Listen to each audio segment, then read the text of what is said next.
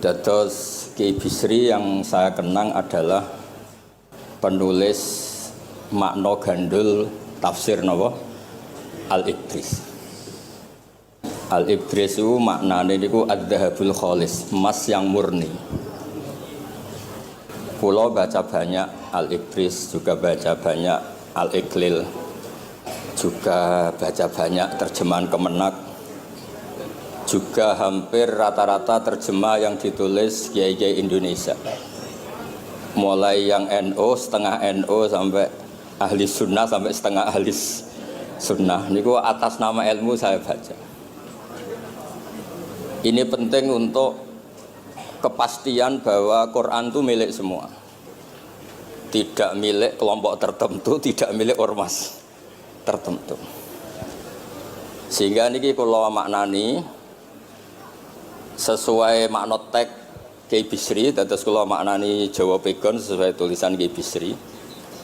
Kula cerita teng Dzurriyah niki wonten Sami, wonten Rafi. Dulu yang diantara yang nulis ini namanya Kiai Nawawi. Kiai Nawawi niku mantu Kiai Munawir. Ketika mondok teng buyut kula teng Damaran. Jadi ketika proses cetak di Menara Kudus, diantara penulisnya itu Kiai Nawawi, seorang hafid menantu Mbah Munawir. Mengkene iki kula maca Wadduha, tapi sederenge kula mukadimah. Kula maknani persis, ndak ada yang saya rubah. Kula cerita tentang beberapa yang ngaji di sini. Antar mufassir yang memang benar-benar mufassir, bukan permakan yang dimaklumatkan sebagai mufassir asli. Itu mengukur orang ngerti ndak itu gampang. Misalnya begini, nanti di Wadduha, ini nanti saya makna di Wadduha.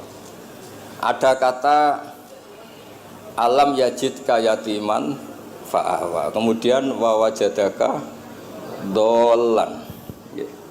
Mungkin kalau makna ini kurut ini hanya beberapa menunjukkan betapa Kiai Bisri itu sebelum menulis itu mutolaah.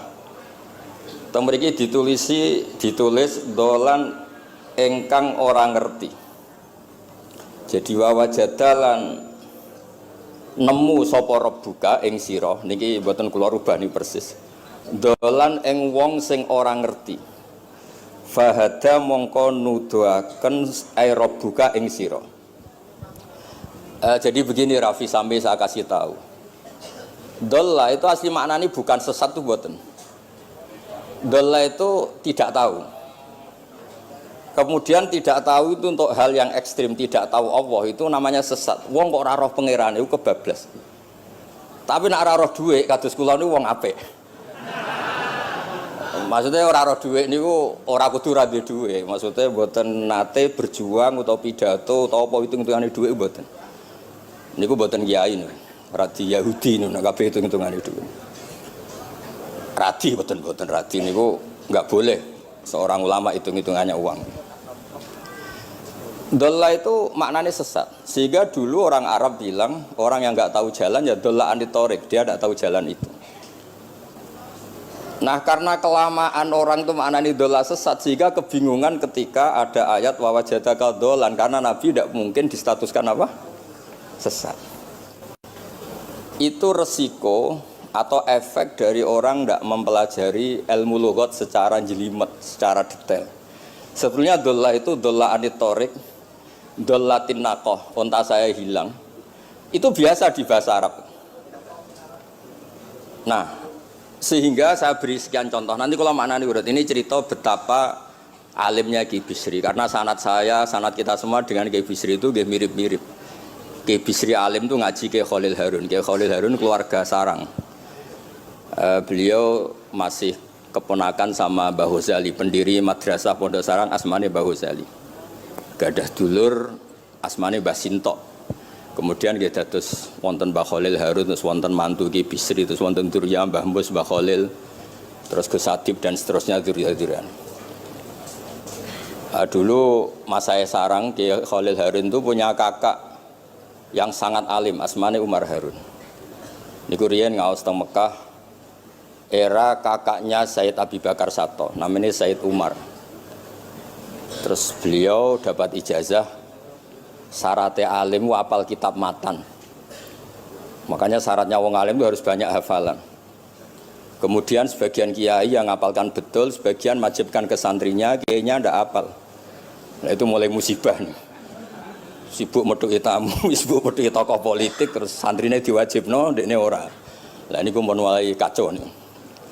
Saya alhamdulillah ada jenis kiai yang seperti itu. Terus niki cerita wong apik. Mboten niki mboten nyindir sinten-sinten iki biasa mawon, mboten nyindir sinten. Nggih pancen ngoten, maksudnya normale ngoten. Nah sehingga Kiai Umar niku gada kitab namanya Islahu Al-Sunil Waro. Ini semacam alfiyah nggih tentang nahwu. Kiai Khalil nggih alimnya yang paling malakah nggih nahwu Kiai Khalil. Era Kiai Bisri nggih sing paling malakah nggih nahwu. Meskipun beliau mutabakhir di beberapa fan ilmu tapi paling malakah nggih nahwu. Sehingga beliau nulis Ausatul Masalik terjemahnya Alfiyah bin Malik nggih. Kados mun malakah, mun nyaman mawon. Mun kula terusaken. Dolan itu dipakai Quran di beberapa ayat. Misalnya anak-anak Nabi Yakub itu bilang ke bapaknya, padahal bapaknya seorang nabi. Ketika bapaknya terlalu merindukan Yusuf yang hilang, itu disebut innaka lafi dhalalikal qadim. Innaka lafi dhalalikal qadim. Engkau bapak terlalu rindu ke Yusuf. Rindu yang sampai orang enggak terkontrol itu bahasa Arabnya juga innaka lafi dhalalikal qadim. Begitu juga ketika Zulaikha begitu mencintai Yusuf sampai kehilang kestabilannya. Itu orang Arab atau pengikutnya atau orang sekelilingnya bilang innalanaroha fi dhalalim mubin.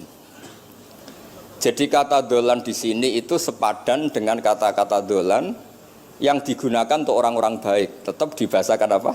Dolan, tapi bukan berarti tersesat dari petunjuk, tapi tersesat dari hal yang harusnya tahu tapi sementara ini tidak tahu. Ya, makanya di sini Mbah Bisri maknani dolan ing ora ngerti. Terus fahada.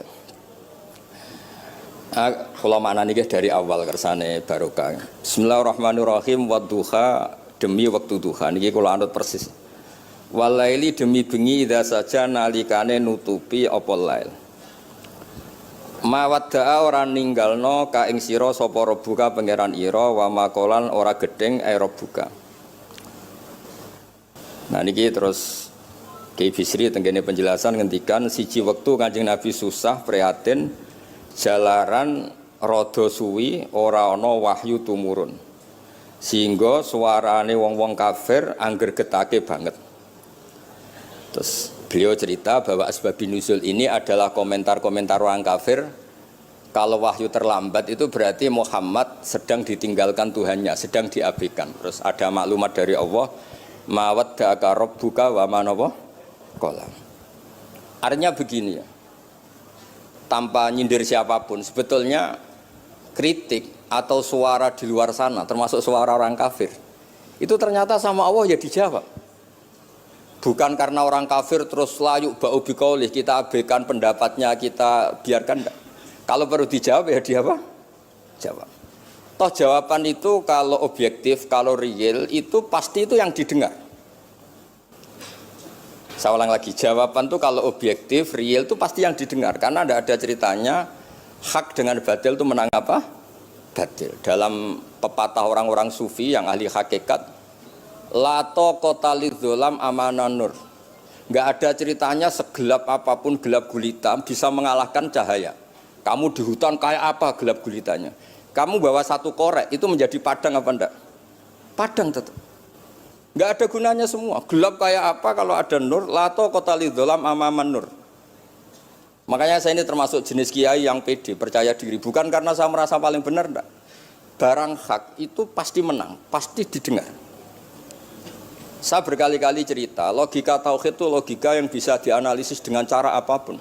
Dan saya cerita di mana-mana itu. Sehingga ketika malaikat jumawa bahwa iman mereka lebih tangguh dari manusia karena mereka syahidu al-jannata wan nar. Mungkin sebagian malaikat itu ikut bikin neraka, ikut bikin surga. Tapi imannya tentang Allah itu manusia, kita yang di sini itu tidak kalah. Termasuk nyuwun sewu, sing biasa delok dangdut, sing biasa mancing gak jelas, sing biasa ngerumpi, sing biasa ngopi, kok imannya gak kalah be malaikat. Iman tasdiknya loh, jangan tanya solehnya, solehnya pas-pasan, tapi imannya itu bisa luar biasa. Karena apa? Semua kalau ditanya, ini kata